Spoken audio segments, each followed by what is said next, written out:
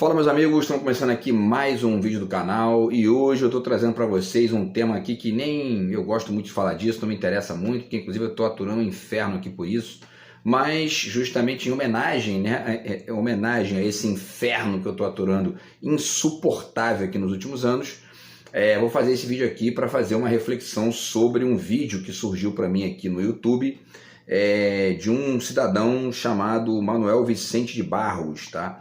Ele é psi, né? E estava fazendo uma palestra ali para o TED, né? Que, enfim, que é aquele circuito lá de palestras, e falando sobre a ideia de normalidade. Então a gente vai falar um pouquinho aqui sobre isso, sobre a forma como os psi entendem essas coisas aí, e algumas alternativas de pensamento, tudo mais, inclusive em diálogo com um vídeo que eu fiz recentemente, né? Tem mais ou menos aí, sei lá, uma semana, 10 dias, sobre o mesmo assunto, tá? Então dá para dialogar esse vídeo aqui com o outro lá, quem quiser, eu deixo até o link aí também, e vou tentar atualizar algumas coisas também que eu tô, né, alguns links que eu tô devendo aqui e tudo mais, tá? Então o título do vídeo é esse aí, o pensamento rocambole dos psi, a religião da nova era, certo? E aí vocês vão ver que esse rocambole aí, né, tem a ver exatamente com uma certa e uma grande, né, na verdade, uma grande variabilidade ali de posições, que na verdade no discurso aqui do Manuel Vicente fica bem evidente que ele está numa posição inclusive bastante ali, ou algo, bastante não, mas algo superior há certas figuras que trabalham com rótulos mais fixos e tal, mais fixos, né? Porque ele está numa lógica ali mais que vai, digamos, oscilando, né, do dilema para o rótulo e do rótulo para o dilema. Então ele está ali numa posição que é interessante, tá? Vai pensar bem aí sobre o que ele está dizendo ali nesse nível, vamos tentar falar sobre isso aqui, tá? Então antes eu deixo aqui para vocês mais uma vez a dica do meu novo livro de poemas, está aqui do outro lado de cá. Quem quiser entrar em contato aí, o zap está na descrição do vídeo e a gente conversa a respeito aqui, a despeito do lixo que eu sigo aturando aqui, do inferno que eu sigo aturando e, enfim, né, e para além disso, o meu romance está na editora também, tentando aqui, enfim, né, finalizar o processo de correção para poder publicar aí no início de setembro, tá? E eu aviso vocês aqui. Então, vamos lá. O vídeo, né, que apareceu para mim lá, vou deixar o link para vocês também. O vídeo se chama Normalidade, o que é estar bem na era do adoecimento mental, tá? Vamos ver o que significa isso aí, né? Essa ideia de normal, né, dos psi, e o quanto que isso fica flutuando ali do dilema para o rótulo, do rótulo para o dilema, e é uma coisa bem curiosa, interessante de avaliar. E o título da palestra é Diagnosticando a Normalidade. Olha só que coisa, né? Isso é um título estranhíssimo, né? Mas enfim. E o curioso é que ele mesmo, né, no decorrer da palestra, ele, em alguns momentos, ele bota isso em questão, né? Enfim, então vou tentar falar um pouco sobre isso aí também, tá? E por último, ainda antes de começar a refletir sobre o conteúdo da fala dele, parece que ele também participou do Big Brother, né, no ano passado, e tem um esquema ali de casa de vidro, que eu não sei exatamente o que é, mas parece que são pessoas que ficam fora lá da casa principal, e aí é uma espécie de seleção ali para quem vai, quem não vai, e parece que ele não foi para outra casa lá, né? Então, quer dizer, mas participou ali daquela situação. E, enfim, vamos tentar falar um pouquinho sobre isso aí também. Quer dizer, sobre isso não, mas isso aqui é só para ilustrar aí que, né, enfim, para falar um pouquinho, né, desse detalhe biográfico aqui, digamos, tá? Bom, voltando aqui então, pessoal, ele começa dizendo o seguinte aqui, né? Vocês não vão entender o que é o normal a partir dos conhecimentos da psiquiatria. Ele começa dizendo isso. Por outro lado, ele intitula a palestra lá como Diagnosticando a Normalidade, né? Isso tem uma certa ambiguidade aí, né? Porque se você não vai entender o que é o normal a partir da psiquiatria, como é que você vai diagnosticar a normalidade a partir de um olhar psiquiátrico, né? E a própria noção de normalidade ela já está ali poluída por uma série de, enfim, né, de tendências e de hegemonias discursivas e de padrões e de uma série de problemas aí. Agora, o problema com os psi, já adianto isso aqui, e na verdade eu estou repetindo o que eu já falei no outro vídeo, Mas o problema dos psi não é exatamente a ideia que eles tenham de normalidade ou algo do tipo. O problema com eles é que eles querem se colocar como os detentores de do olhar mais legítimo sobre o que é o normal e o anormal, né? Ou patológico, e nomes que eles adoram dar para rotular as pessoas. Então, quer dizer, eles ficam nessa posição ali, meio que, né, enfim, prepotente, né? E por isso que eu, inclusive, tenho ponderado aí em alguns vídeos que eu falo disso, que eles são uma espécie de religião da nova era, porque essas ideias de cura deles passam automaticamente a vir, digamos ali, recheadas de, enfim, de moralismos e de receitinhas para a vida dos outros, e etc e tal. Especialmente no caso da vida privada, isso assim, beira o patético, né? Porque quando você olha para as diferenças incomensuráveis que existem entre cada pessoa, enfim, né? Entre as individualidades, de pessoa para pessoa, você percebe que isso a visão dessa gente é um negócio inacreditavelmente ingênuo, né? Inclusive, eu estava pensando ontem, quando eu estava produzindo aqui o roteiro do vídeo, né?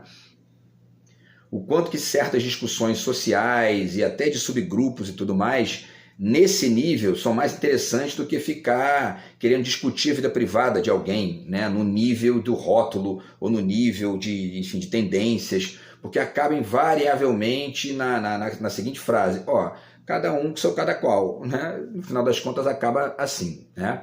Então, naquilo que existe de questão individual, particular, pessoal de cada um, o limite da inteligência é esse, né? Cada um com seu cada qual. Você pode até discutir ali alguma coisa, você pode levantar alguma questão com aquelas pessoas que te dão abertura para isso, que te convidam para participar desse tipo de conversa, etc e tal.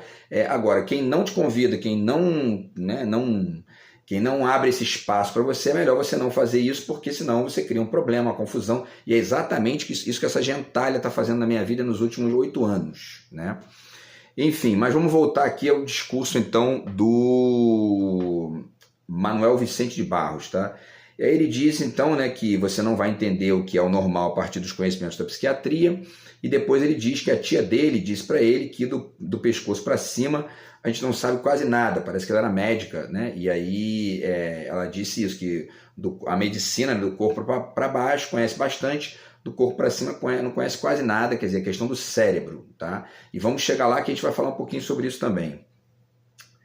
Depois ele diz, né, o que é uma mente normal, né? Ele começa a questionar isso, né? E aí o que é uma mente saudável, funcionando na normalidade, né?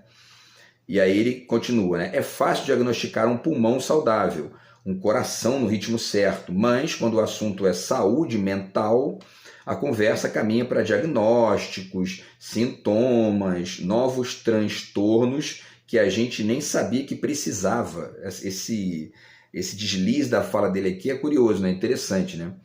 E tá lá aparecendo. Então vamos comentar esse trecho aqui, né? Primeiro ele começa falando que é fácil diagnosticar um pulmão saudável. Eu acho mais ou menos, né? Mais ou menos. Vamos pegar aqui já para poder refletir esse trecho dele, o Edgar Morin, tá aqui, ó, Introdução ao Pensamento Complexo, certo? E ele também discute o conceito de complexidade nesse livro aqui, Os 7 Saberes Necessários à Educação do Futuro, dentre outros, né? Tem outros aí que ele discute também. Já que ele falou em pulmão, né, e depois fala da questão da saúde mental e tudo mais, vamos falar dessa questão do corpo-mente, porque não dá para pensar isso separado hoje em dia, né? Está aqui na página 52 do Edgar Morin, né, dos 7 Saberes, o circuito cérebro-mente-cultura. E o Edgar Morin diz o seguinte aqui: o homem somente se realiza plenamente como ser humano pela cultura e na cultura.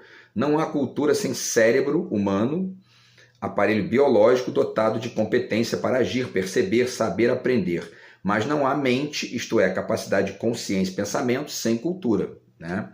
A mente humana é uma criação que emerge e se afirma na relação cérebro-cultura. Com o surgimento da mente, ela intervém no funcionamento cerebral e retroage sobre ele. Há, portanto, uma tríade em circuito entre cérebro, mente e cultura, em que cada um dos termos é necessário ao outro. A mente é o surgimento do cérebro que suscita a cultura, que não existiria sem o cérebro. Então, quando a gente escuta isso aqui, né?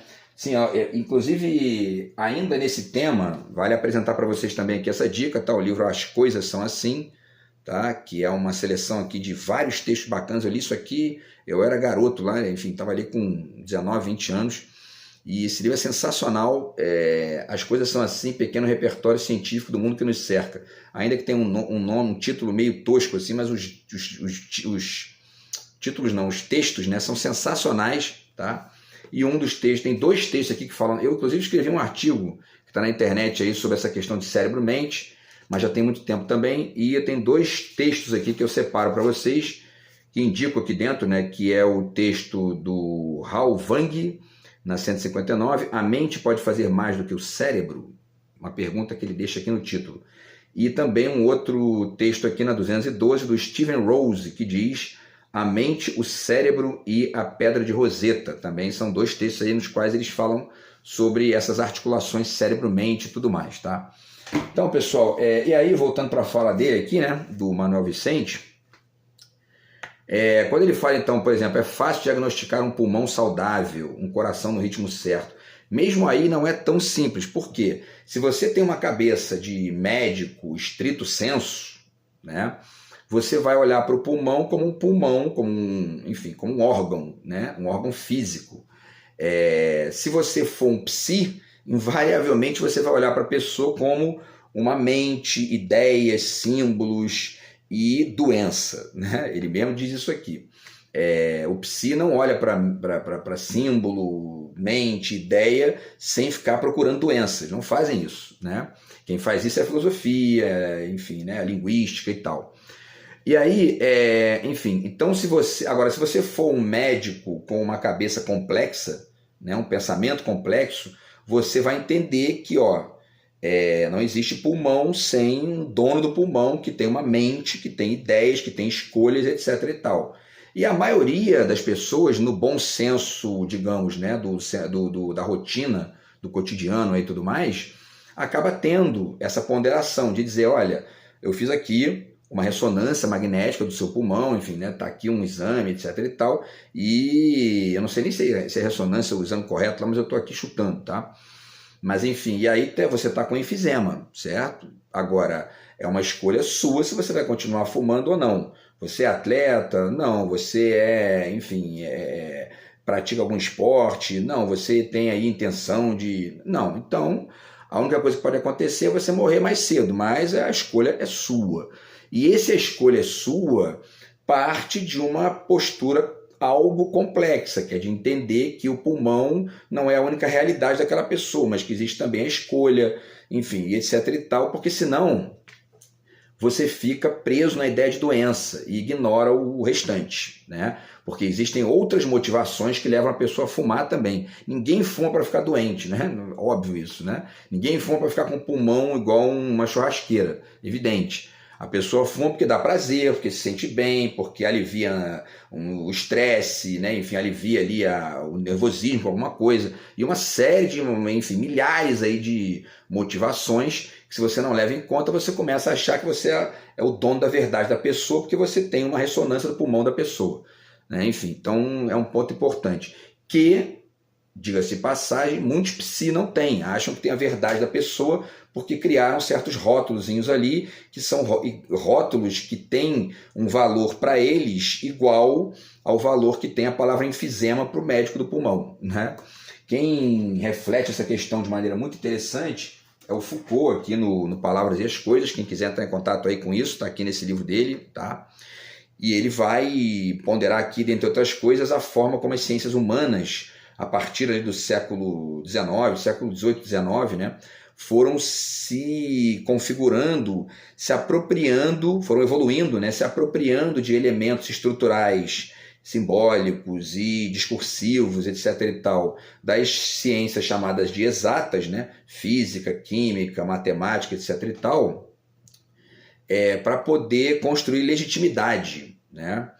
E aí isso explica bem, né, esse dilema e esse problema, digamos, né, filosófico e epistemológico, etc. e tal, que é o do quanto essa gente tem uma legitimidade exagerada hoje em dia para ficar diagnosticando a mente dos outros a partir de perspectivas reducionistas e, enfim, recheadas ali de preconceitos, de rótulos e de pobreza de complexidade, vale dizer também, né? Então esse livro do Foucault ensina bastante nesse sentido, dentre outras centenas de coisas que ele ensina ali, tá? Então, esse é o primeiro ponto aqui, né? E o segundo, se não der tempo de falar tudo aqui nesse vídeo, eu de repente faço até mais um, porque tem algumas coisas interessantes para poder falar aqui, tá? Sobre esse tema aí, né? E aí quando ele fala que quando o assunto é saúde mental, a conversa caminha para diagnósticos, sintomas, e aí eles finalizam, né? Novos transtornos que a gente nem sabia que precisava. Tem um erro aqui, né? Porque é um erro de concordância, digamos, né? Simbólica. Porque a gente não precisa de novos transtornos. Quem precisa de novos transtornos são os psi, né? Eles é que precisam de novos transtornos. Talvez ele quisesse dizer novos transtornos que a gente nem sabia que existiam, né?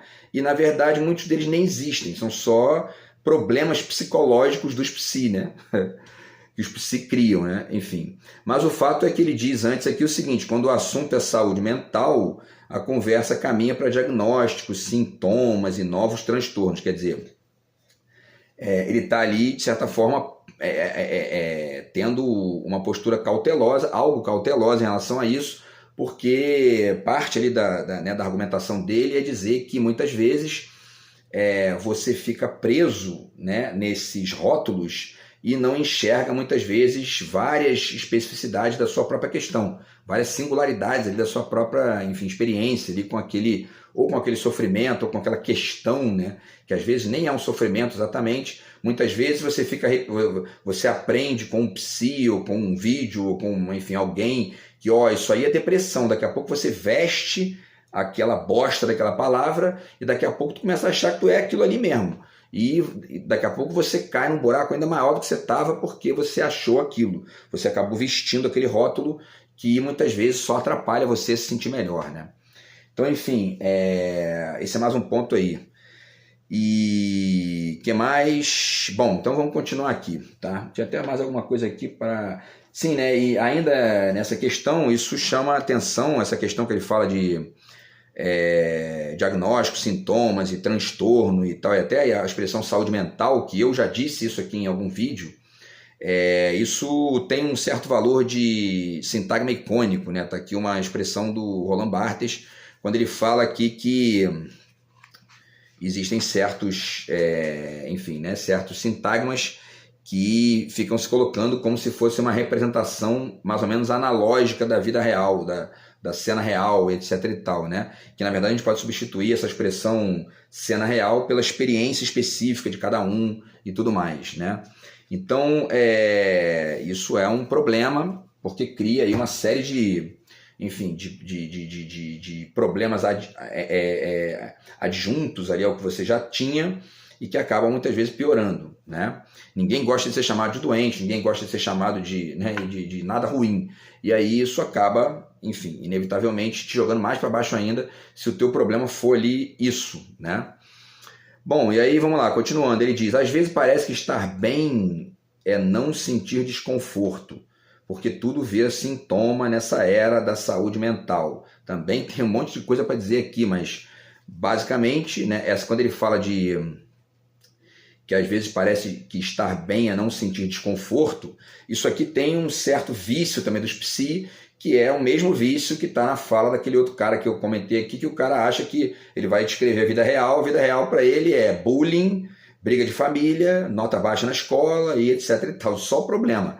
Parece que para essa galera a vida real é isso, né? É drama, problema, estresse, aborrecimento, blá blá blá e crise. Por quê? Porque eles vivem escutando isso, vivem estudando isso, para eles a vida é tudo, né, gira em torno disso. Então, quer dizer, o olhar acaba ficando viciado e muitas vezes essa gente acaba contribuindo para você piorar, porque eles ficam, né, procurando sarna ali, procurando problema, procurando a historinha da tua mãe, do teu pai, para te encher o saco com aquilo, como eu estou aturando aí, né, há muito tempo essa gente fazendo, e tu não está afim de discutir aquilo, tu está afim de procurar outras saídas, e esses bostas ficam ali perturbando e vomitando a visãozinha de mundo nosopática que eles têm, que é isso, né? Procurando problema, porque a vida real para eles é problema, né? enfim, e aí ele finaliza dizendo, porque agora a frase final dele tem muito a ver com essa coisa do sintagma icônico e também daquilo que eu disse, né, num dos vídeos anteriores, aí, também da necessidade de lançar um olhar Foucaultiano, algo Foucaultiano, mas também Morin e outras figuras interessantes aí, para poder entender isso que ele está chamando aqui de era da saúde mental, né? Por quê? Porque a tal era da saúde mental também é a era dos problemas psicológicos, né? Ou seja, dos problemas, tá?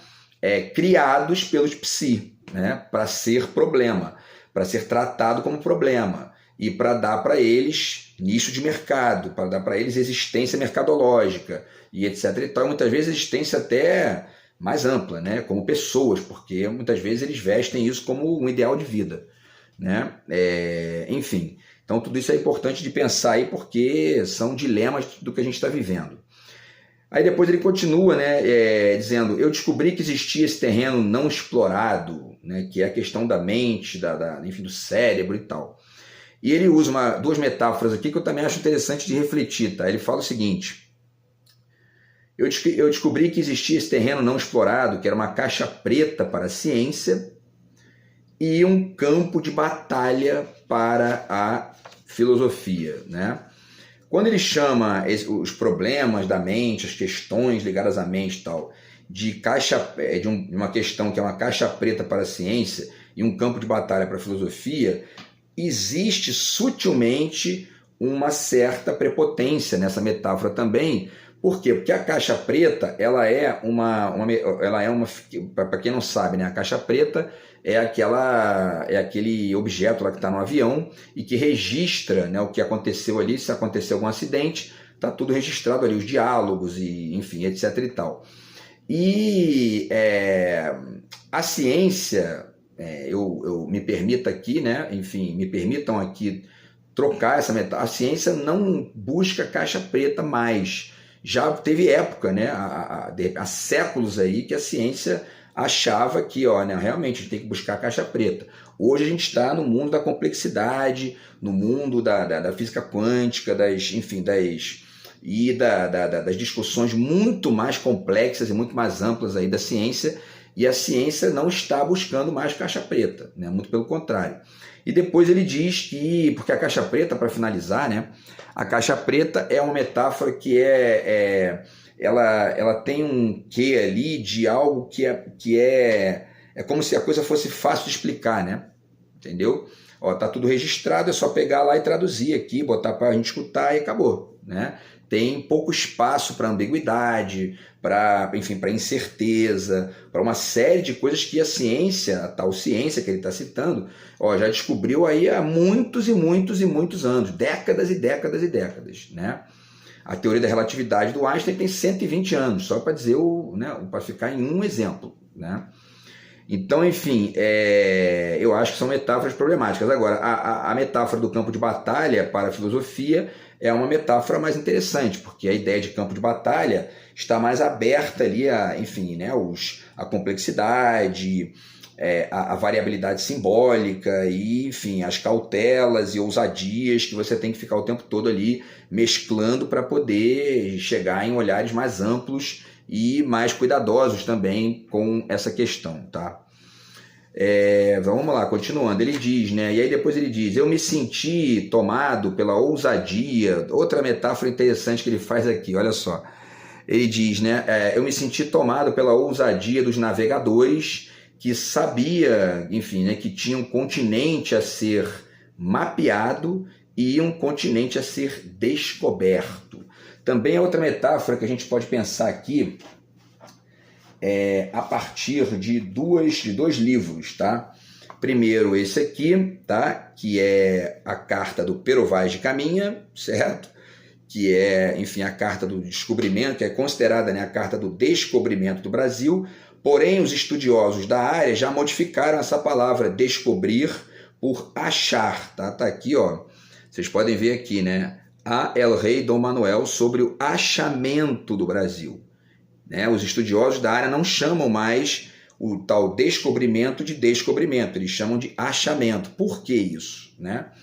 Porque Portugal não descobriu o Brasil nenhum, né? Eles primeiro que eles nem vinham para cá, eles iam para as Índias, né? De repente pararam, chegaram aqui e descobriram, ou enfim, descobriram não o Brasil, mas enfim, acharam uma terra nova, estranha, com pessoas esquisitas ali que eles nunca tinham visto e que também acharam eles esquisitos e etc e tal.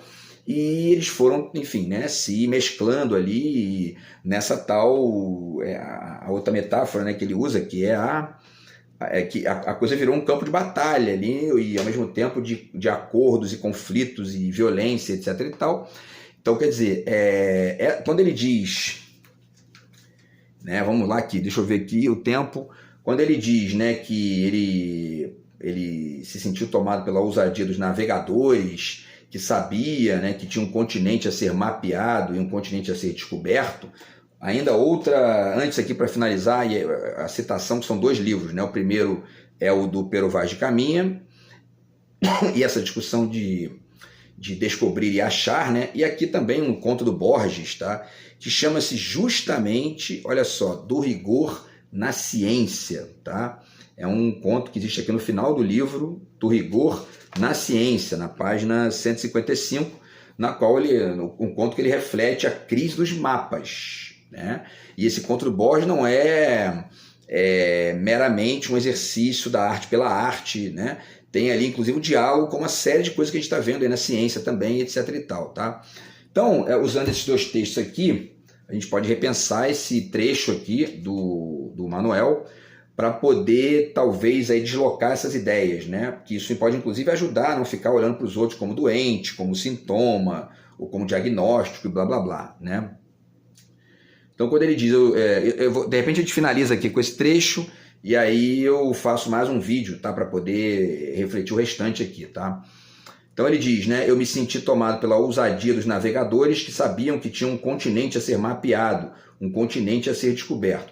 Quando você está investido da perspectiva da complexidade, certo? Você passa a entender que quando você está se conectando com as outras pessoas, você não tem continente nenhum, você não tem, né, continente nenhum para mapear, né? O que você pode fazer é o que eu tenho, inclusive, que eu desenvolvi no romance que eu acabei de escrever. Você vai mapeando junto com o caminhar, né? E o seu próprio caminhar é um mapeamento, porém é um mapeamento que, se não for entendido como algo que nunca vai ser finalizado, que é um processo eterno, você começa a achar que você descobriu o mapa da outra pessoa porque inventaram uma palavrinha para resumir, isso aí é ansiedade, isso aí é psicose, isso aí é blá-blá-blose, e você acha que pronto, né? Acabou, eu sou, enfim, o mapa daquela pessoa, olha só que legal, né? Enfim, e isso é uma grande bobagem, né? Para dizer o mínimo. E aí, ao mesmo tempo, também você entende que você também não está ali descobrindo continente nenhum, né? Você está achando, né? E você está achando um indígena, né? Eu fiz um poema recentemente aí, no qual eu colocava aqui que o futuro era uma espécie de Pedro Álvares Cabral, que chegava para a gente, e a gente meio que indígena em relação àquele futuro ali que, né? E tudo mais. Então, assim, se você tiver a ousadia dos navegadores complexos, você vai entender que, enfim, para poder se conectar com as pessoas de maneira mais ampla, você tem que entender que todo mundo é um pouco descobridor e indígena ao mesmo tempo, né?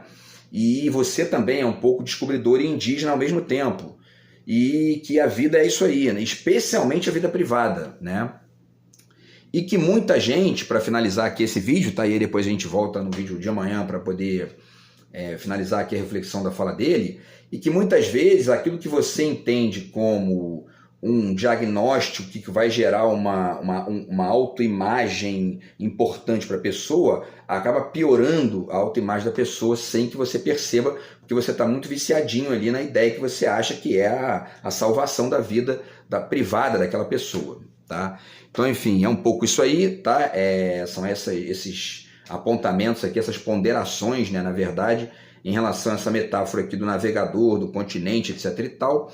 E aí tem mais coisa aqui que ele fala que é interessante, que dá para refletir, e eu volto aqui no vídeo de amanhã para poder refletir aqui o que falta, tá bom? Então é isso, a gente se fala no vídeo de amanhã. Grande abraço aí, tamo junto. Fui.